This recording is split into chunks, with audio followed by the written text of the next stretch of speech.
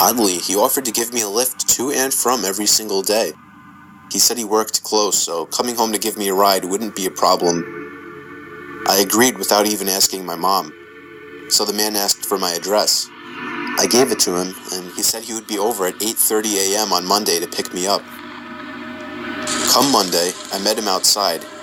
He drove a black '05 Nissan Maxima. He himself had a black beard and a Mets hat on. He didn't seem dressed ready to go to work, but I didn't think much about that.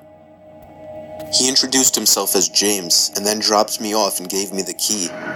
He told me to just straighten everything out and such. Then he drove off in a hurry. I found it really weird that he trusted me, a 15-year-old he had never met, to be in his house alone. His house wasn't even too messy. All I did was just fold some clothes, wash some dishes, and used a hand vacuum to clean some of the carpets. The only problem, it was extremely hot in the house, even hotter than outside. It seemed all the windows were sealed shut, and I didn't want to turn on the AC without permission. This went on for 6 hours before he came back, handed me $60, and dropped me off back home. He seemed extremely nice, and I felt I had lucked out finding that ad. This went on for a good 2 weeks, and my mom was okay with it since James was actually paying me. Then, one Friday night, I woke up feeling really thirsty, so I got up to get some water. I looked out my window, and I saw somebody standing there looking into my room. I screamed, and my parents came running over, but the person outside took off before they got there. The next time I went in, it was at least 100 degrees outside. I asked James if I could turn on the AC. He said it was broken. He told me to just take off my clothes if I got hot. I laughed, thinking he was joking, but he was serious. I felt really uncomfortable after that. He dropped me off, and I did the same work that I had been doing. It was at least 105 degrees in the house. I had to work shirtless and constantly go outside where it was just a little cooler. The day dragged on, but I just barely made it through. The next day, on the way to his house, James told me that he had the day off from work. He told me he would just help me out. I was not happy to hear this. I would rather just be alone in the house. He seemed to slowly follow me into whatever room I went to clean. I eventually had to go to the bathroom, so I ran upstairs and made sure he wasn't following me. But in the bathroom, I made a shocking discovery. Up in the corner of the room, I found a small camera pointing from out of the wall, just barely visible. I scanned the room for more, and sure enough, there was one in the bottom corner as well. I started searching the whole bathroom for more cameras. I checked under the sink, but what I found was much worse. There were 2 huge stacks of VHS tapes, each one with a sticky note attached with someone's name on it. The one on the top was my name. I almost threw up then and there. I had to find a way to get home safely. James then knocked on the door, asking if I was alright. I said I wasn't feeling good, and asked if he could drive me home. He said okay. I stepped outside, and he told me he had to go as well, so he stepped into the bathroom. For the first half of the car ride, he didn't say anything to me, and the road he was taking me on wasn't familiar. In fact, I noticed that the direction we were heading in was the complete opposite of my house. Where are we going? I asked. He looked at me and said, "What were you doing in the bathroom?" I started to panic. I didn't answer, so he asked again in a much angrier voice. We were stopped at a traffic light, so I took that opportunity to unlock the door and escape the car. I ran away from sight before calling my mom, crying into the phone, telling her to pick me up. She came over as soon as possible. She immediately reported James, and the police found the tapes under her sink. Some of the tapes contained much worse things than kids just cleaning the house. The scariest thing, some of the kids seen in the tapes are still missing to this day. He was arrested and tried for child pornography, kidnapping, and some other charges. I'm happy I jumped out of that car, because I don't know where he was taking me.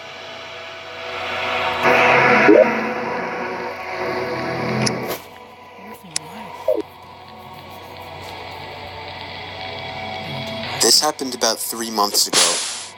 Me and my roommate decided on getting a used couch, so I thought Craigslist would be a great place for used furniture. I scrolled through about 3 pages before finding a black leather couch. It was in really good condition, and it had a really good price, around $200. I told myself this was too good to be true. Man, I should have listened to myself. We arranged a price, and the guy told me to meet him at his place over email. My roommate was out working overtime, so I had to go alone. The address was a little ways out of town. The house was surrounded by trees. You had to go through the drive-thru to be able to see it. I got out of my car and knocked on the door. This house was different. It was small and wooden, and it looked pretty eerie. When I knocked the third time, I heard creaks on the wood floor coming from inside. Anyone could tell it was footsteps, but it sounded like they were tiptoeing. Then, I heard a faint, muffled voice through the door. "Hey, are you the couch guy?" But they sounded pretty rushed. So I responded, yes I am. He said back, "Okay, come around back, the couch is there." I felt a little weirded out by it, but I brushed it off. When I came around back, I saw something that I won't forget. I saw 4 tall men dressed in black robes with their hands together, and in front of them was a pit with a hatch and chain on it. Then I heard the same voice say, "Where's your friend?" I booked it out of there and frantically shoved the key in my car and started it. I looked out the mirror and saw the front door fly open. I shifted into first and floored it out of there. The thing that makes me uneasy to this day is that in the emails, I never told him I had a roommate.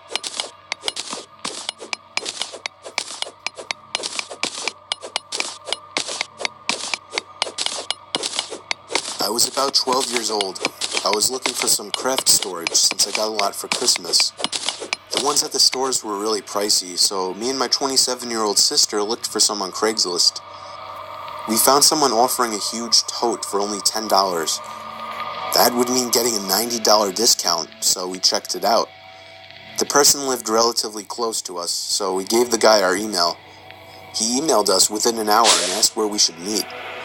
I said we should meet at Dollar Tree since it was a short walk away. He, to my surprise, asked to meet at my home. I lived in an apartment, so that would be inconvenient, so I said that we lived farther away. He said he could drive, but we said no. So we eventually said it was okay to meet at Dollar Tree, but he could only meet up at 9 p.m. I said that's okay, even though it would be dark by then. He said to meet up today. My sister worked the night shift tonight, so she said I could walk there and back and to just bring my wagon so I could just put the tote in it. She gave me $10 and I started walking at 8:30. I arrived just on time and I saw an old knocked up '06 Kia. I assumed it was him, so I yelled, "Hey, got the tote?" He got out of his car and said he left it at home. He asked if I wanted to take a drive with him to his house. I said I can't because it wasn't okay with my family. He said he would drive me home, and I firmly said no. He said if I came with him that I could get the tote for free. I got a very uneasy feeling. He said, "Hey, your address is 234 Letter Road, right?" My heart dropped into my stomach. I got freaked out and ran all the way home. I got home and ran upstairs like a demon was chasing me. I got in my room and locked all the doors and windows. I also covered them with black clothing and such. That night I was shaking like crazy. And then, I heard a hefty man coming up the stairs. Almost no one on my floor was up this late, and no hefty man lived there. I heard a voice, and I almost fainted. "Hey, you still want that tote? It's down in my car. Come help me get it." I almost puked and fainted. I looked through the peephole to see the man's back facing my door. I watched him turn around, and I covered the peephole with a black shirt I had laying around from before. The doorknob started to wiggle. I went under the sink cabinet and was silent as a worm. He started to try to kick the door down, and eventually he did. I felt like I was ready to die. I grabbed an old broom that was sitting in the cabinet. The kicking down of the door woke up my neighbors, who came running in with a baseball bat. My neighbor whacked the guy in the face with the bat, and the guy fell to the floor. I got out with the broom and gave the man a wimpy whack before he stood up and tried to grab me. I physically jumped down the stairs and ran down the street to my sister's work like I was going to die, and I thought I was. I ran to the nurse's station and started to have a breakdown. I was crying and the nurses looked at me like I was just raped or something. I told them that a man was following me and was going to kill me. They got my sister and called the police. It turned out he was a serial rapist. Me and my sister moved and she went away to college. Motherfucker, I had some fucking loot.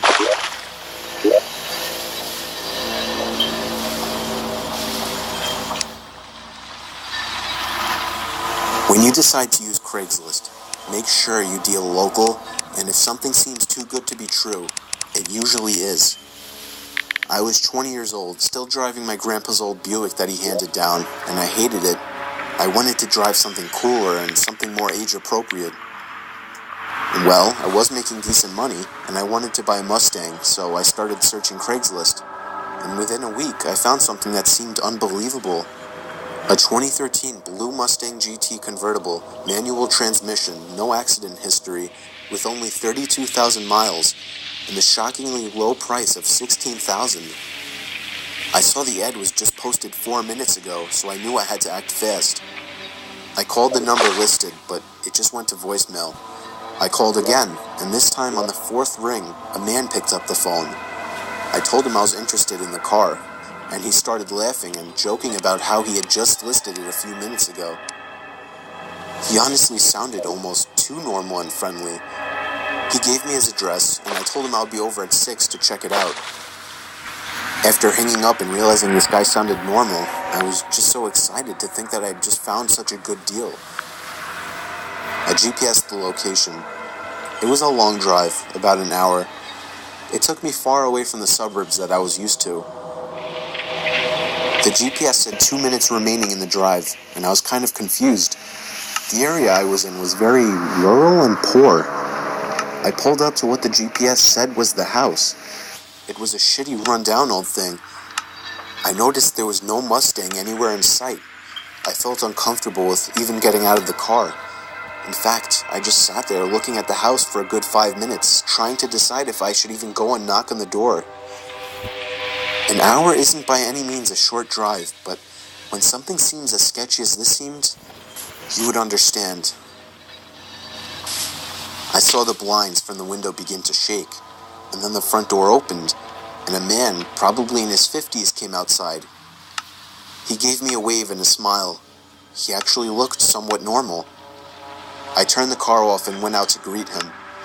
I asked him where the car was, and he said it was in the garage. He told me to follow him back inside.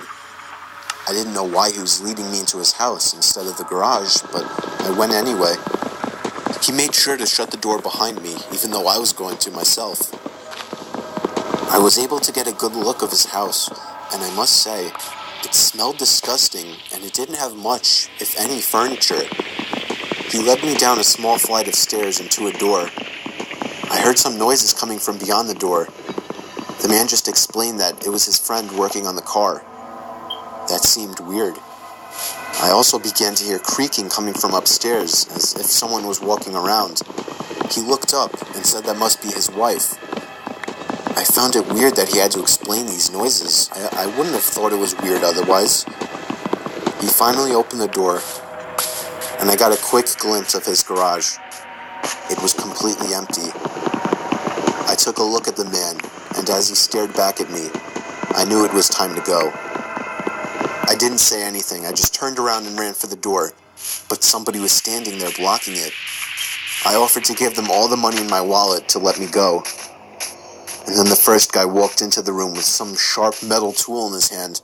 I don't know what it was called, but I fled from the room in the opposite direction of the front door, and thankfully found the back door. I fled into the backyard and went around the house to my car. I made it inside and started the engine.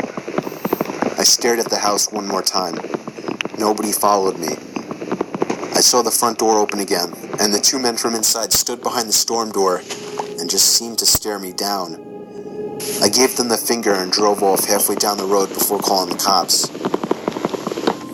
stayed nearby until I saw the cops pull up to the house. The 2 men, or however many people were in that house, were gone. Nobody had actually lived in that house for years. I went home feeling angry and disturbed, but also grateful that I escaped with my life. That night, I got a phone call from an unknown number at like 2 in the morning. I didn't answer, and they didn't leave a voicemail. 10 seconds later, I got a text from the same number saying, "Look outside your window." I had my blinds down and feared what might be on the other side, but I had a pretty good feeling.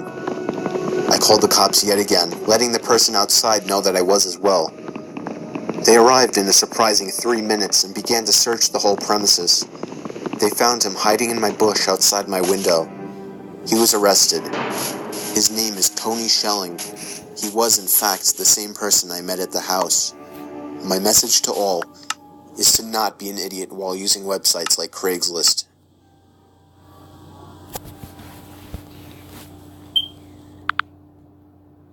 There's the pre-meeting briefing, the pre-meeting, the meeting, then the post-meeting sync. We only have one meeting on Mondays, but we're not going into that without discussing the agenda first. So, there's the pre-meeting briefing to discuss the content of the agenda meeting, then the pre-meeting, then the meeting.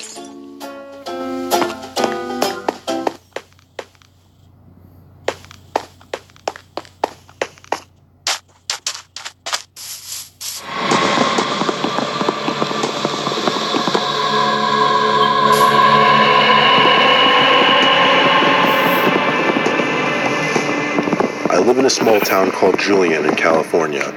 I had started renting an apartment in some guy's 2-family house. I was browsing Craigslist daily for some cheap furniture to fill the apartment with, or maybe even free furniture if I was lucky. After a week of looking for specific items like a living room couch and TV stand, I stumbled across an ad titled in all capitals, "Giving away Maplewood TV stand, mint condition." The ad obviously caught my eye, so I clicked it in a heartbeat, with the first thing I checked being the date of posting. It said it was posted a couple hours ago. This was a very good sign. The ad had a picture of the stand too. It looked pristine. The description gave an explanation as to why the owner was giving it away. Apparently her boyfriend was going away to the military and didn't have room to store a lot of his furniture, nor did he have time to sell it, and she would be moving back with her parents. There was a number attached to the ad which said call or text. I shot the man a text expressing serious interest in the stand. First thing I noticed was the green text, meaning he didn't also have an iPhone. That was always annoying to see because usually that meant the person would take longer to respond and I couldn't see when they were typing. However, the person got back to me surprisingly fast. She introduced herself as Anna and said I could come take a look at that stand the same night at 9 when she would get home from work, if I'd like to. I got back to her within 10 seconds saying, "Yeah, absolutely." She sent me her address, I thanked her, and she didn't respond after that. Come 8 o'clock, I sent her another text just to confirm that I could still come. She didn't answer. By 8:30, I was getting a little concerned and antsy, so I decided to call her. It rang 5 times, then went to voicemail. I didn't leave a voicemail, but she finally texted me back a few seconds after I called her. She said you can come now. So I put the address into the GPS, hopped in my car, and off I was to the destination. I pulled up to the house and knocked on the door since she said don't ring the doorbell. I gave the door 3 sets of knocks to no avail. I tried calling her. Again, she didn't pick up. But after the call didn't go through, she sent another text, telling me to just let myself in. I stood there for a second and read her text over and over at least 3 different times before responding back, "Is there a problem?" I thought it was weird that she was telling me to let myself in. She didn't respond to that text though, so after a few seconds of thinking it over, I grabbed the doorknob and pushed open the door. It made a very distinct and alerting sound, so I was positive Anna could hear it from wherever she was. I shut the door. It was on the darker side in the house, mainly because it seemed like a lot of the curtains were shut. It also had a very distinct, mildewy, cottony smell.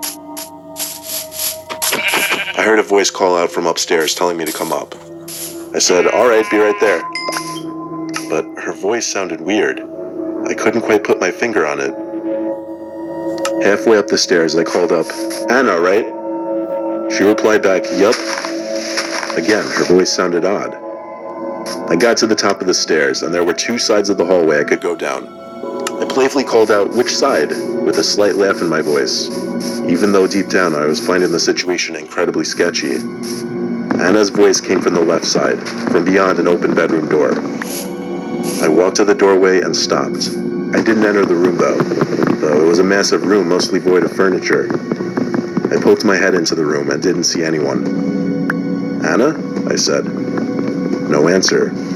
I was already inching back away from the doorway. "Anna," I said one more time. This time she replied, "Over here, just come inside." But it sounded like she was right behind the open door, and now I was realizing what was off about her voice. It wasn't a she at all. I was 100% sure it was a man pretending to be a woman. I said I forgot something in my car, I'll be right back. I turned for the stairs. That's when the door pulled open completely with force. But I was already on my way down the stairs before I could see who opened the door. I got to the bottom of the stairs, and I heard in a suddenly deep, haunting yell, "Come back." I opened and slammed the front door shut behind me, and when I got to my car, I never felt more relieved in my life. I drove down the street, not looking back at that house. I blocked that number I was given as soon as I got home. But when I went online to report the Craigslist ad, it was already taken down. I figured I'd leave well enough alone. It was not my problem anymore, and I would never go back to that house again, nor concern myself with it. It's still definitely a haunting memory to look back and hear that voice as I was walking up those steps, and behind that door. What would have happened if I wasn't wise enough to run away?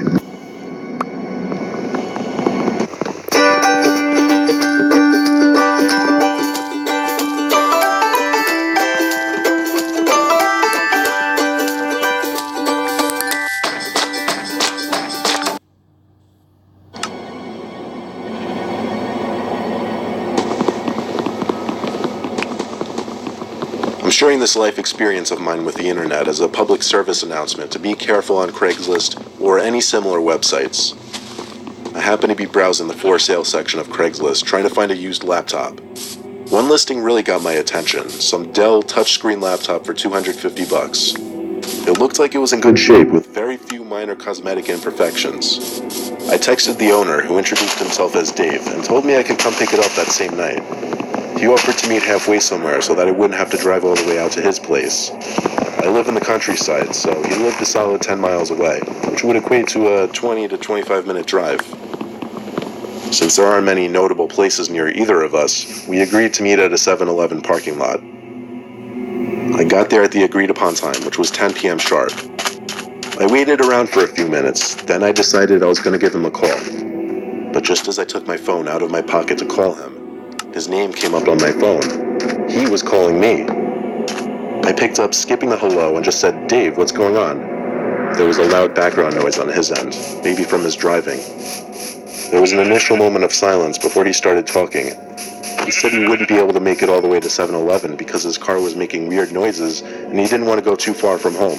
So he pulled over to the side of the road off some side street. But when we say side streets out here, we don't mean side streets surrounded by buildings or houses. Side streets out here usually mean roads with no streetlights and surrounded by forest or farms.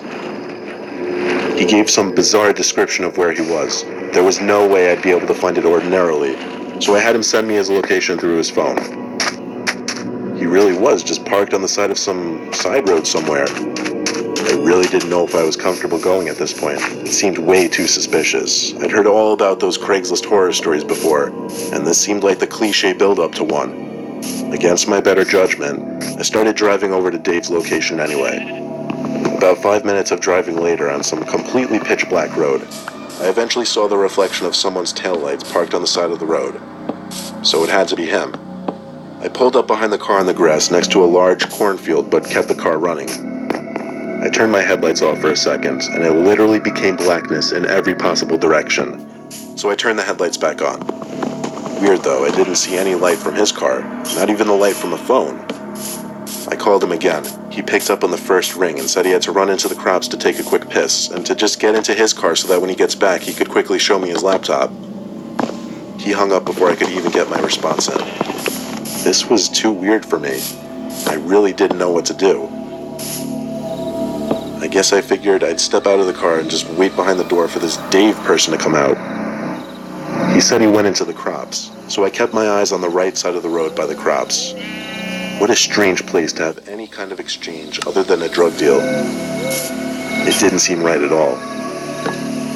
I stood right by my car door for the longest time, easily 2 or 3 minutes. There was no way he was peeing for that long.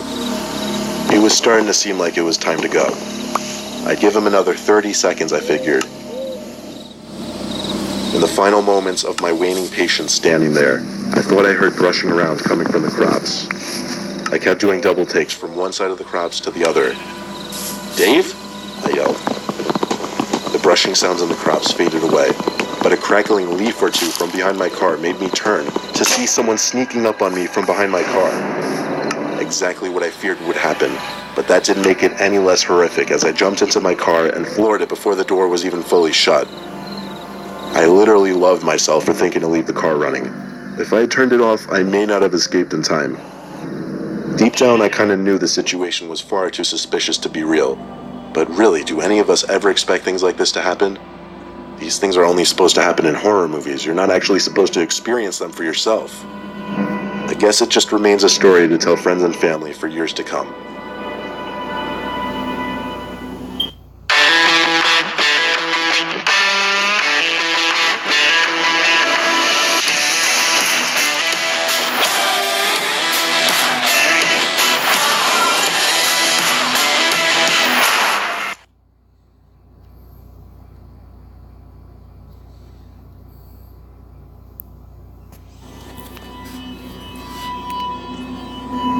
It was 2011. I had to sell my old bicycle since I had recently got a new one.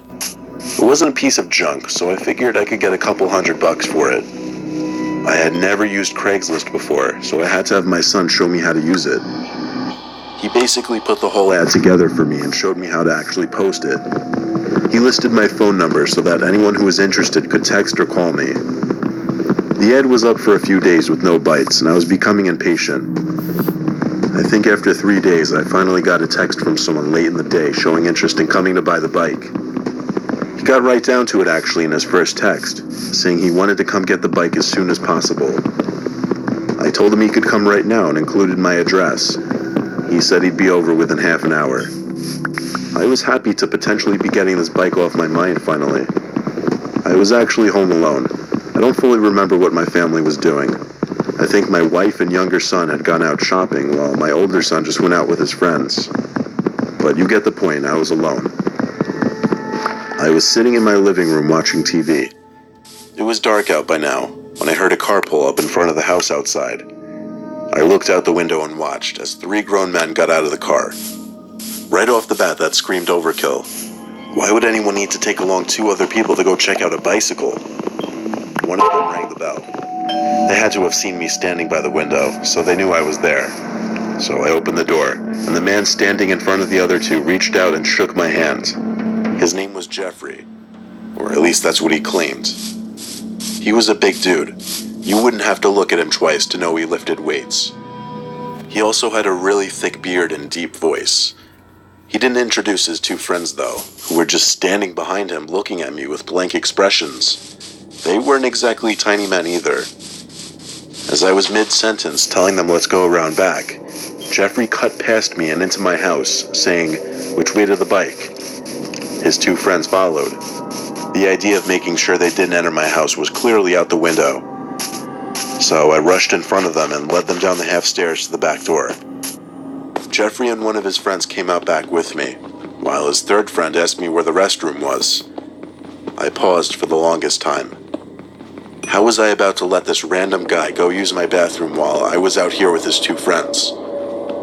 But as I looked at his 2 friends who were staring at me, I submissively gave him directions to my bathroom. As that man disappeared into my house, I went to the shed to grab the bicycle. On my walk to and from the shed fetching the bike, all I was thinking was, what did I just get myself into? So I showed Jeffrey the bike. He started analyzing every little detail of the bike, like things no one should ever even think to analyze on a bike. For example, some of the spokes may have been slightly bent, or the reflector had scuff marks on it.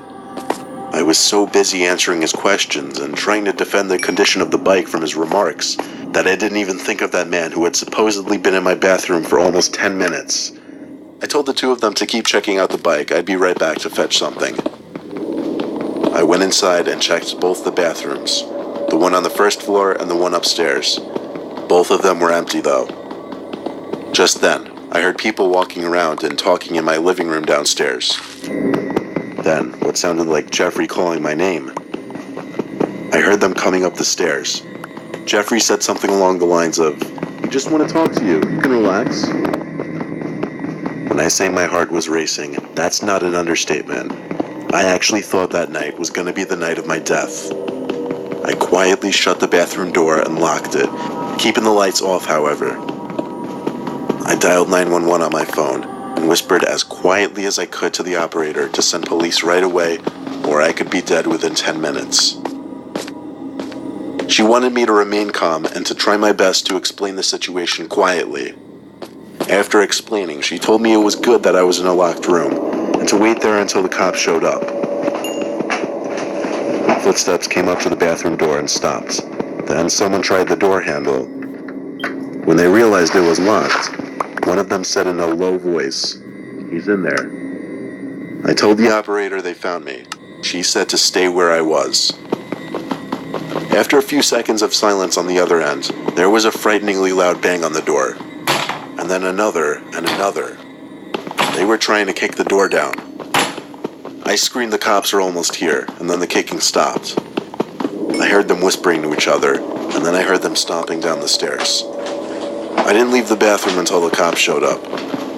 I was missing a lot of things, like my wallet, which was on the kitchen counter, a couple watches, my iPad, and of course, the bike that was in the backyard. The cops told me to just be grateful that I wasn't killed, which I was, but how could I be happy really after this? The cops said given that they were trying to break into the bathroom, they were most likely going to kill me, which scares the hell out of me to think about. That was the one and only time I ever used Craigslist.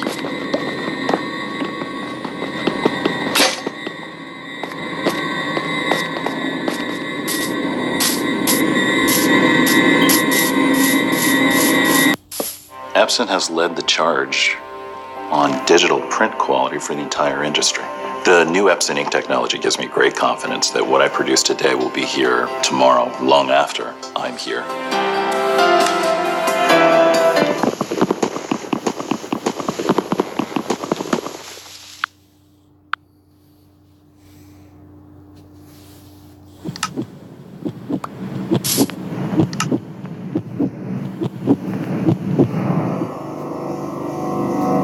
I started at 16 in my town in the suburbs of a big city.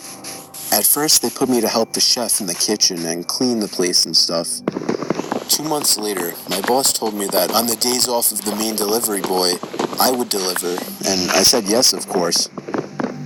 Then all of a sudden, the delivery boy quit when he came from delivering a pizza at this one house. He looked traumatized and shaken, like something with his face and his eyes. He went into my boss's office and they argued for about 15 minutes.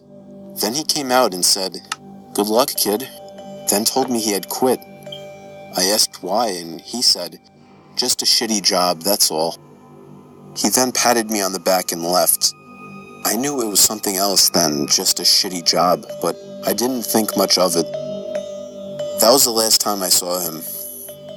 So for the next couple of weeks, I was the delivery boy till they could find someone that can deliver pizzas.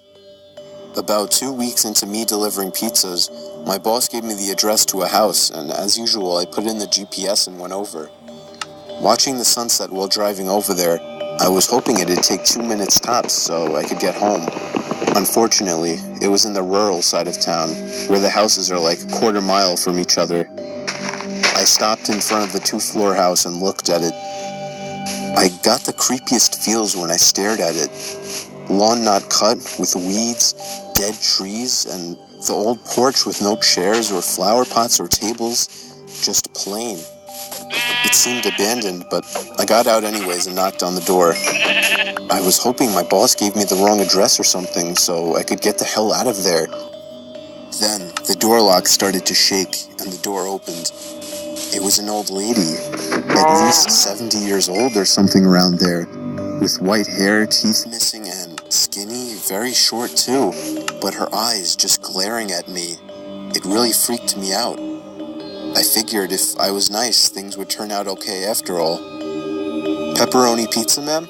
I said as friendly as I could. "Yes," she said with a hoarse voice as if she had a sore throat. "Alrighty, here you go." I handed the pizza over, but she just looked at it with no emotion and didn't take it, getting her purse. "Did you come with someone else?" I froze, then quickly looked up at her, still glaring at me. That question really frightened me. No," I said. "Where's the other one?" "He ran off on me last time he came." Ran off, I thought. It didn't make sense.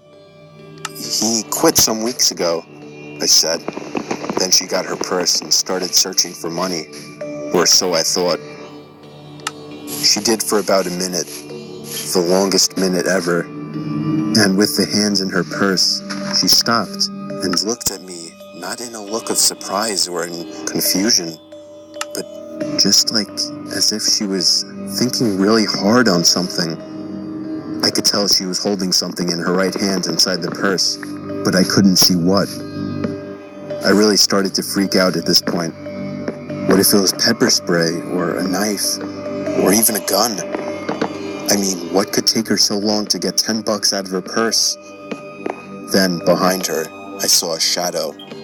A silhouette of a man coming to the door, and all of a sudden, I heard footsteps crushing the leaves on my left side next to the porch, and a man's deep voice saying, "Hey." I looked over and saw a head of a middle-aged man with a look of anger peeking over the porch. This guy then started to climb the porch, and that was when I realized I had enough. I darted to my car, threw the pizza inside, turned it on, and drove off. I didn't look back as I drove off in the dark. I had to lie and pay for the pizza out of my own pocket, but it was worth it. On the day I quit, I decided to tell my boss what happened that evening, to which he freaked out as well and asked me why I hadn't told him.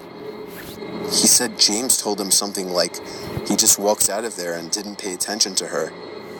My boss then called the cops to look into the sketchy situation, and he told me I could leave. About 2 days later, he called back, saying the cops had the house registered as foreclosed for over a year, and they found 3 people living in there when they broke in, which were 2 men and the old lady I encountered. They were arrested, and he didn't tell me anything else.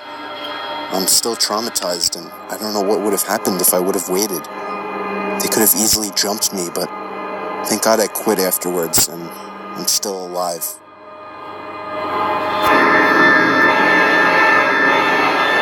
I'll never forget the time I was covering my friend's shift at a pizzeria we worked at. He was the delivery boy, while I was usually the one manning the register. On that night, I made 2 real deliveries to normal people. Then, my manager gave me one final delivery for the night. It was 5 miles away, which was a long drive for what I was used to. The GPS told me to turn off the highway into some very quiet town. Somehow, I'd never even heard of this town. The GPS took me down some side roads that were even more dead than the main streets in this town. Half of the street lights weren't even on. I didn't like the looks of this place.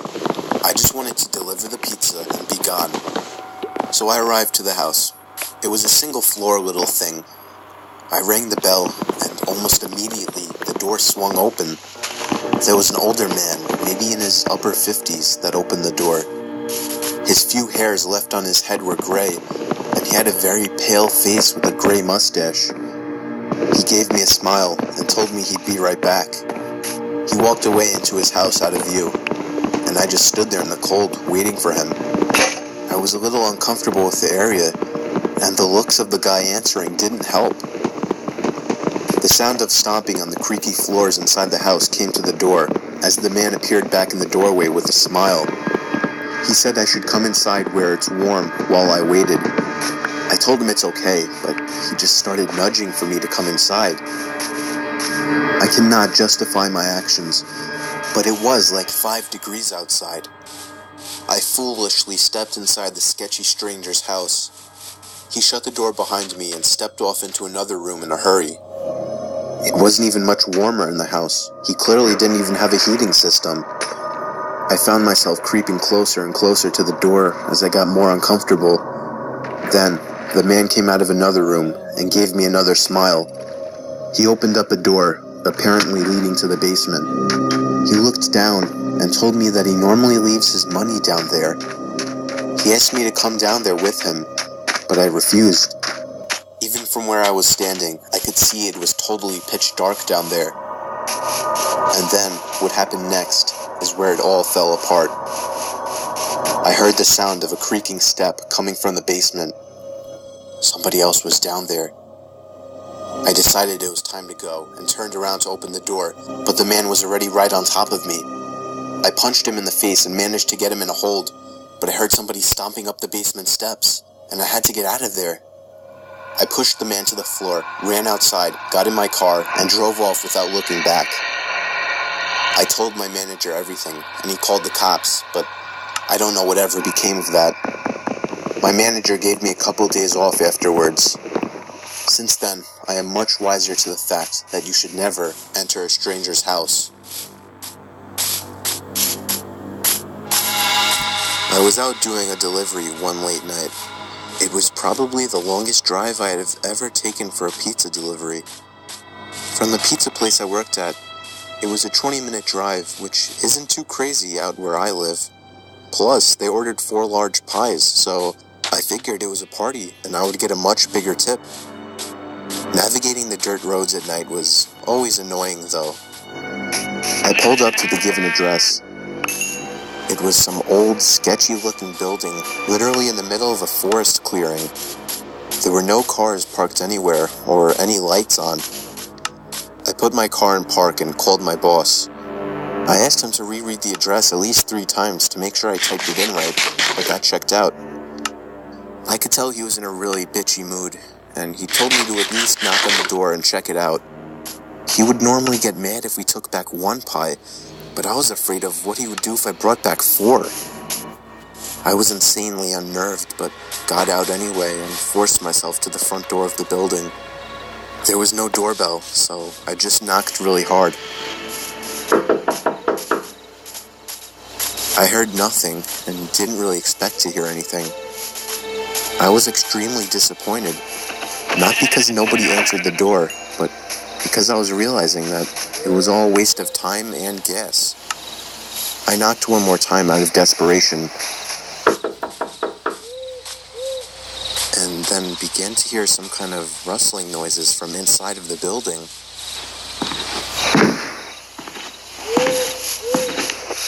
I knocked again and yelled that I was the pizza guy. There was silence now. I felt a bit more uncomfortable now than before. But before I could turn around, I noticed something at the window. There was someone looking through the window. I couldn't tell if it was a man or a woman. All I noticed were their eyes. Their eyes were open wider than I knew possible, staring intently at me. I was disturbed enough by this and dropped the pizzas and ran back to my car. The shitty thing wouldn't start until turning the key for the 3rd time. I drove off the grass and back onto the dirt road, but I felt the car rocking about, shaking and bumping. Something wasn't right. I didn't make it far from the building before I started hearing a sharp scraping sound coming from outside. There was so much resistance that I couldn't even drive. The car came to a stop. I got out of the car to check what the hell was wrong. A chill ran up my spine as I began to feel like my heart was constantly skipping beats. My tires had been slashed and had completely fallen off the rim. Not just the front though. All 4 tires were slashed. I realized somebody did this when I was knocking on the door to that building. Instead of running, I got back in the car and locked the doors. I was so close to that building, I could practically see it from where I was, if it weren't for the trees blocking the view. I dialed 911 and explained everything to the operator. She told me the cops would be over as soon as possible and that I need to stay hidden. I asked her if it was advisable to stay in the car or run, and she told me it would be best to stay in the car with the door locked. She asked me to stay on the line with her until the cops arrived. My whole body was shaking. In all directions, there was nothing but dark, seemingly endless forest. I knew it would take forever for the cops to get there. I was not comfortable with sitting in that car so close to whoever did this. The next part, though, is what utterly destroyed me. It still shakes me to this day, and I hope nobody ever has to experience this kind of fear. As I was scanning all the windows, making sure nobody was outside, I looked in the rearview mirror, and there was the same person. The same person I saw at that window. Eyes open wider than ever. I could see now that it was a woman, and I could ever so slightly see a smile begin to spread across her face. I opened my door and full-on sprinted into the woods, not caring how much noise I made. I ran until I was out of breath, which didn't take long, and I hid behind a giant log on the ground. I tried to cover my loud breathing with my hand as I waited and waited for what felt like hours until I finally heard sirens in the distance. I gathered up all the stamina I had left to run all the way back in the direction of the dirt road. Eventually, the glowing red and blue lights came into view, and I had never felt better in my life. They were parked in front of my car, investigating with flashlights. I came out yelling at them like a lunatic to help me. I fell to the floor and started to gag, almost throwing up from running so much. They picked me up and began to question me, to which I explained everything to the best of my ability. One of the two cars drove over to the building, and the two officers began to search the building. They came back with nothing except for a couple of spiky objects. These objects were exactly the same as the ones used to slash my tires. The cops guessed that it was some kind of sick, demented couple, being that I saw the woman, but unfortunately they were never found. And that still kills me to this day. I obviously quit my job right after that and started working at a local grocery store. I know that I'll never forget seeing that woman at the back of my car.